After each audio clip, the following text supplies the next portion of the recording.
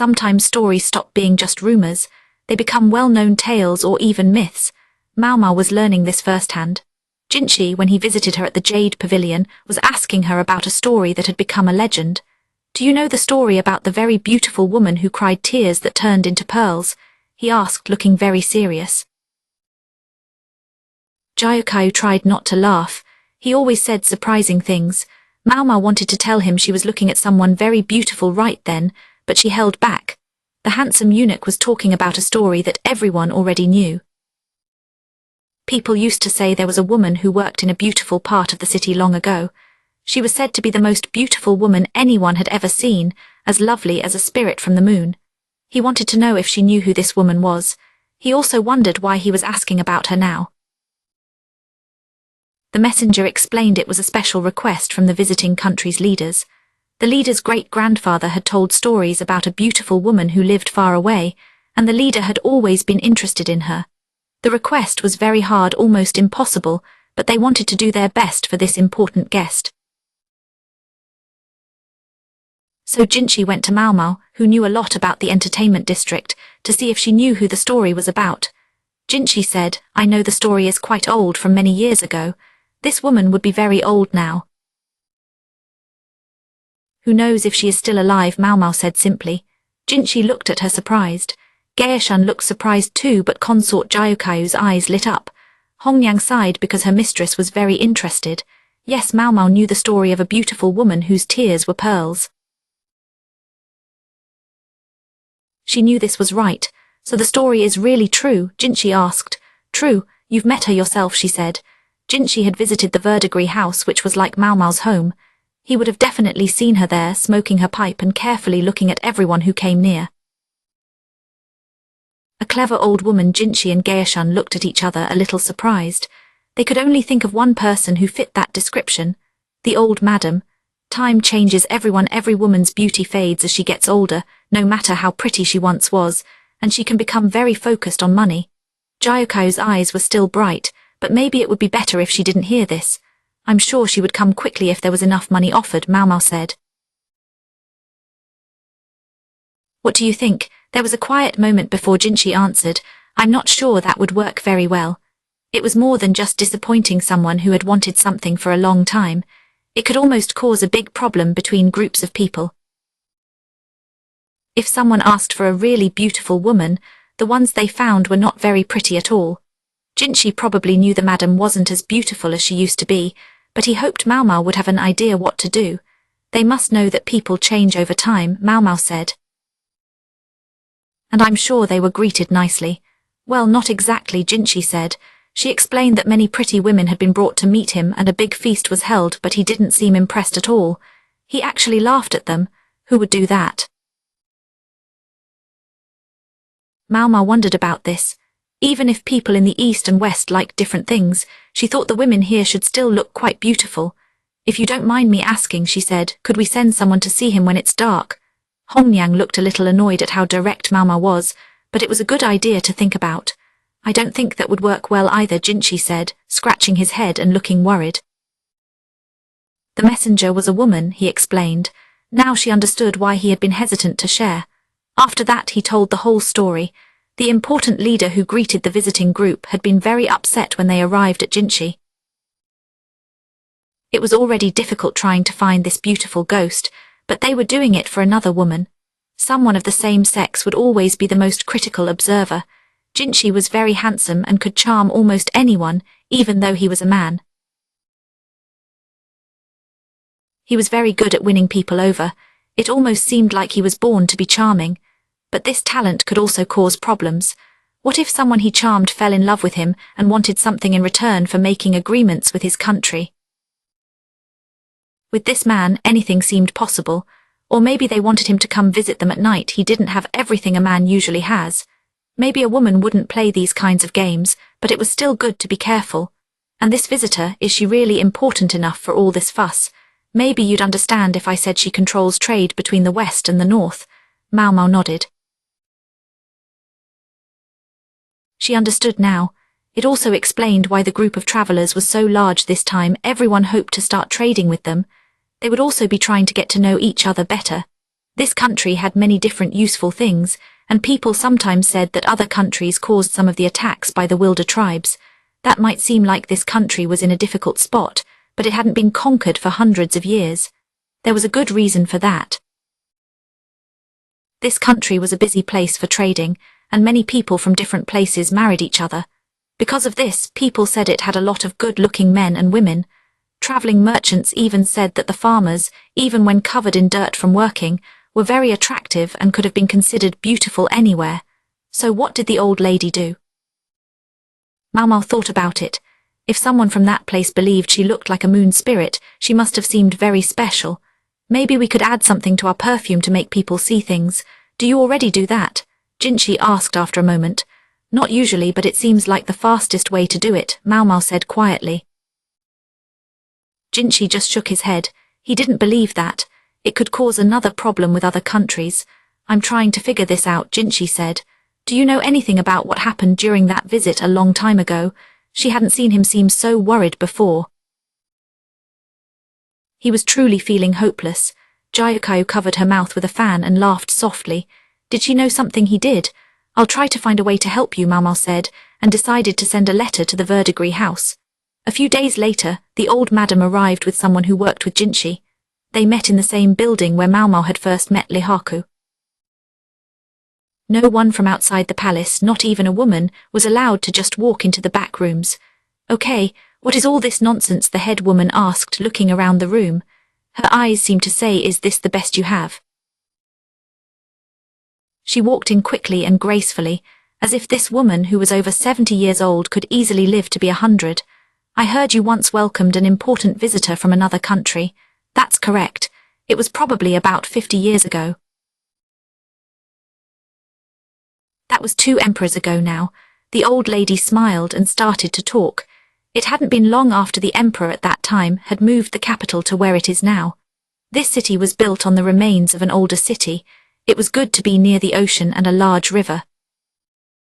The city was well known as a fun place for visitors, so some people were surprised when it became the capital of the whole country. But the change happened anyway. Because many people already came to the city to have fun, it already had a lively district with shops and entertainment. The woman hadn't always been old. When she was younger, many people thought she was one of the most admired women in the city. She was known for her charm and company. Now she wasn't as lively as she once was. It was like she wasn't a bright flower anymore, but a branch that had started to dry out. There wasn't a fancy palace back then like there is today. The important leaders were worried about where to welcome the visiting messenger. They finally chose some old ruins that hadn't been fixed up yet. There was an apple orchard nearby with a pretty pond and a small building. People said the building used to be famous. They used to have ceremonies there a long time ago. They decided to ask a woman who worked in the lively part of town to come and greet the messenger. Several other women were invited to join, but the madam was the most important. She was famous for being a skilled hostess, but the main reason she was chosen was her beauty. The visitor came from a country where people often had mixed ancestry, and many were known for being very good-looking. If you weren't tall and had a good build, people from the emissary's country might think you were a child, even if you were grown up. This was especially true if you wanted to perform on stage. I knew everyone would be looking at me, so I had to practice a lot. The party was going to be in the apple orchard at night, and people worked hard to keep the bugs away. But they got rid of even the smallest bug on every leaf, the leader said, so no bugs would fly around during the party. They removed everything that might bother people so the view from the feast would be really grand. Even the moon's position was figured out carefully. The officials thought of everything, but no matter how hard they tried, someone always seems to cause trouble. So the day finally came, and a playful person had a little fun with my clothes. I couldn't believe it. She said dead bugs had been rubbed into the clothes she was supposed to wear. Even though she was young, the woman in charge wasn't bothered by this at all. She hid the stains with pretty accessories and a light, sheer cloak and continued working. The crowd loved her performance, and anyone who didn't like her was probably very upset about it. Grandmother, you've told me that story many times. Is there anything else you can tell me? Maomao tried not to yawn because she was a little sleepy. The madam quickly snapped her fingers to get her attention. If you think you look good, you're wrong, the old woman said with a puff of air. Then she picked up a wrapped package by her feet and opened it on the table to show a picture. It was painted on a piece of cloth stretched over wood, and it was made with bright colors instead of black ink. Also, the painting looked like it was made in a Western style, using oil paints instead of watercolors. The picture showed layers of light blue, and a full moon was reflected in the water. It was a little hard to see clearly, but still bright. In the middle of the painting was a woman with a scarf that flowed in the air. She was surrounded by tiny spots of light, maybe from the moon. This was the first time Maomao had ever seen the painting. The old woman must have really loved it. Maomao looked at the beautiful woman in the painting, then at the older woman sitting across from her. Then she sighed. She looked one more time at the moon spirit in the picture, then again at the old woman who loved money. "Do you have something to say, girl?" "Not at all." She didn't need to say it for both of them to understand that time could be hard on people. The old woman sat up straight and continued, "People say the messenger had this painting made after he returned home, if you believe them. He never came back to this country, but he sent her with a group of travelers, so they made her seem prettier than she really was. Did you say something?" "Not at all." The old woman heard everything very well and also guessed things easily. "You did your usual work, right, Grams? Did he really think you were so wonderful? I'm not sure I understand it myself, but the translator said he called me a moon goddess or something like that." Maomao didn't say anything. "Be careful how you look at people." The old lady was good at seeing things clearly. She may have become a lady's companion, but she wasn't sure she really deserved all the praise. Maomao touched her hair and made a small face. Even if they found a woman who looked just like the one in the picture, and had her meet the visiting leaders, it was hard to believe they would be completely happy. Something always felt incomplete. Trying to impress a woman would make this time more difficult. "Grandma, did the guests say anything nice about you at the party?" "I'm not really sure." "Something, anything at all." "Anything?" Maomao got a little tap on the head for talking back. The old woman told her not to be too relaxed when men were nearby, even if those men were eunuchs. "It wasn't a very happy time for me," the old woman said. "There was a bad joke played on us, and then the place was filled with bugs. It was really terrible." "Bugs?" "Yes, they said they had gotten rid of all of them, but when you light torches outside, bugs will come to the light." She looked very sad. They talked a little longer but didn't say much more. In the office of the head lady in charge of the serving women, Maomao showed a painting of the madam to Jinchi and Gaeshun. They could only make sounds of discomfort. "Should I look for someone who resembles her?" Gaeshun asked Jinchi. "We can try," Jinchi replied. They didn't have any other ideas right now. Wanting to help, Maomao said the lady was about 175 centimeters tall. "That's pretty tall," Jinchi noted. Yes, she was. Long arms and legs look especially good when someone is dancing. The woman in charge was shorter now than she used to be, but she was still taller than Maomao. It was going to be hard to find someone so tall who also looked like the woman in the picture. Maybe they should find someone who was the right height, even if her face wasn't exactly the same. Maomao suggested this. Jinchi wondered if there were many women who fit that description. She was not only tall but also very pretty, setting a high standard. Gaeshun said the visitors wouldn't be short either. He thought if the woman was too small, things wouldn't work out. He seemed to like Maomao's plan. His words showed that the women from this other land were big. They might think Maomao was just a child because she wasn't as tall. But just now, Gaeshun had said visitors, meaning more than one person was coming. What did he mean by that? They will also care about how she looks. Jinchi said, sounding a little annoyed. That made it seem like the visitors were handsome themselves. Maomao wondered if the foreign women might look similar to consort Jyokayu. The two eunuchs made faces at each other. Maomao looked at them. Jinchi looked at Maomao, confused. What is it? Oh no, I was just thinking we have someone perfect for the role. Who, some woman from your inn? No sir, actually there isn't anyone tall enough at the Verdigris house. But there was a beautiful woman almost 2 meters tall. Maomao could think of one. She looked closely at Jinchi. Gaeshun saw this and started looking too. Oh, he said when he understood. There was a moment of quiet. What exactly are you trying to say? Jinchi asked, starting to sound a little annoyed. Are you saying someone beautiful is a person who is at least 175 centimeters tall? Yes, Maomao remembered something. The place where the last party was held was in the back part of the palace. It wasn't used very much then, but the back palace had gotten bigger since then, and people used the area now. Maomao didn't know all the details, but people said a different group of people once lived in this land before they disappeared because of a sickness. This older group was really good at building, and they left behind the walls around the city and the underground tunnels that the palace now uses. Some people thought that when the current people arrived, they brought the sickness with them, which made the first people sick and disappear. Maomao had asked her father about it, but he told her not to tell anyone else. It was just an idea, and some people might not agree with it. The party was going to be held in a peach orchard in the north part of the city. There was a pond and a building that looked like an old temple. The place was still nice enough for a party. As Maomao walked around, she heard quick footsteps behind her. When she turned, she saw a young woman jumping towards her and falling on top of her. "Ha ha, Maomao, what are you doing here? I could ask you the same thing." Maomao knew this girl. Her cheerful way of talking told her it was Shisui. She was friendly and outgoing, just like you would expect from someone who was friends with Xiaolan and loved to share news. Maomao didn't want to speak for anyone else, but Shisui seemed to be having a good time in the palace. "I had something I needed to do here," Shisui said with a smile, pointing to the grove. The peach trees were a little messy and had small peaches growing on them. "You mean you wanted a snack?" "Not exactly. Look at this." Shisui ran to the orchard and came back with something. "See," she put what looked like a dried leaf in Maomao's hand. It was surprisingly heavy, like something was hidden inside. Maomao carefully unfolded the leaf and looked closely. There was a pupa resting on it. It was a plump little bug and kind of cute, but it was still an insect. Maomao looked at Shisui with doubt. "Maybe you shouldn't. People often use these for jokes." "What? These little bugs are cute."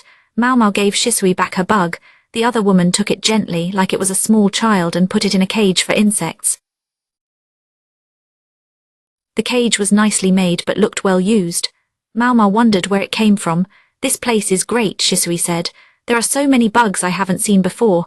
"Is that so?" Maomao said without much excitement. She would have been more interested if they were talking about medicine. She really liked herbs more than bugs. "This bug is really cool. I was surprised to find it. I had only seen it in books before. It comes from a country across the sea. That country used to send people here to trade things. Sometimes when people trade, bugs can travel with the goods from another place." These creatures had found a good place to live in this new land and made their home here. Maomao, now curious about what Shisui said, looked at the cage again. Besides the bug Shisui just put inside, there were also several cocoons. "So it's a kind of butterfly." "No, it's a moth. They usually come out at night, so I think all the adult moths are resting." Shisui sat down and picked up a stick from the ground. He then drew a picture of a moth with big feelers in the dirt. "They are really pretty. Their wings are white, so they glow at night."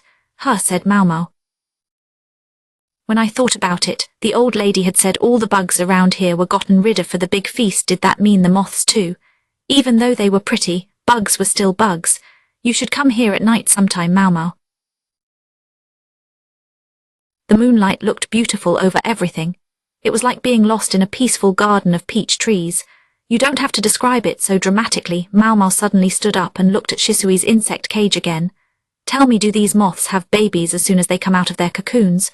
"You're very direct," Shisui said. Maomao swallowed hard and looked at Shisui. "Can you tell male and female ones apart?" Most of the time, yes, maybe this was the answer.